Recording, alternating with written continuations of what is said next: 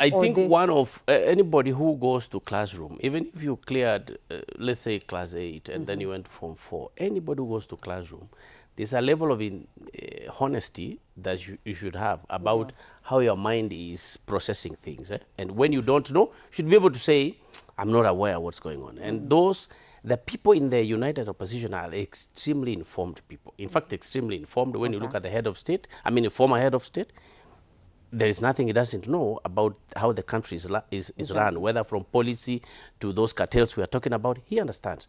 And then you look at Maraga, he has been CJ. You look at Fred Matiang'i, he has been in security. Wamalwa has been minister. They understand so much that they are not honest, if I may say this, because they don't come here like Kanudi and tell us exactly what is in their minds. Everybody tries to play some background,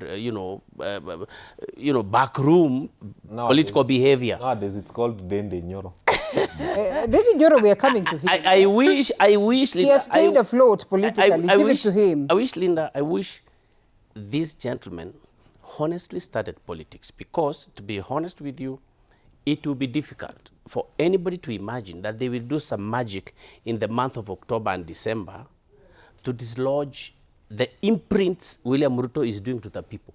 Okay. The head of state goes to the people, tells them, actually, to be honest, let me use these lies. But they actually believe it. At what time are you going to start deleting those things? You imagine that, oh, maybe in January, we will then unleash our candidate.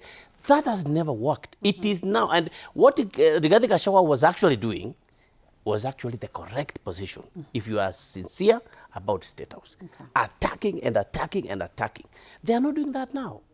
I'm even surprised whether is Rigathi actually changing tune. So the united opposition are going to disappoint their fans, as one senior lawyer said, tumechoka, because we do not see a correct strategic union of the united opposition starting to work now, not tomorrow. Okay, interesting. And we're still on development, perhaps not the government itself, but development. And all of a sudden, there's this excitement about, and I don't know whether it's positive or negative, what the government says, and perhaps it could be excitement from the government side, where they say the Teacher Service Commission has announced that tutors must undertake a mandatory teacher professional development program every 5 years to renew their licenses. And then there's what NTSA had declared. I think they have rescinded their position for a moment, but whether it's going to stay that way or not is a question of wait and see about the vehicles. I think we all have seen the new rules that had been out, and the united opposition has largely spoken to that matter. Some of them actually even claiming that this is orchestrated because the president is involved and the company and all that. What is this excitement Linda, since about? you are looking straight at me, yeah. In terms of teachers, I think it's coming too late. All professional people should be updated every now and again. In the LSK, earlier on it was not there.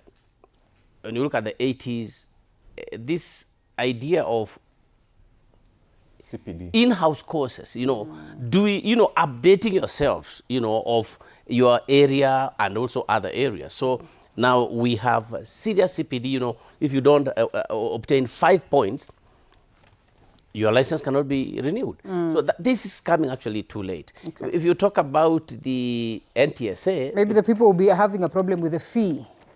That is a TSC matter. Okay. They know what salaries they are paying teachers. Even us in the LSK, it's not everybody who pays 3,000 per that unit. When the lawyers are new, they are probably told to pay 1,000 shillings, and we keep learning, So in NTSA issue, we should also have good vehicles, Linda, on the road. This is factual.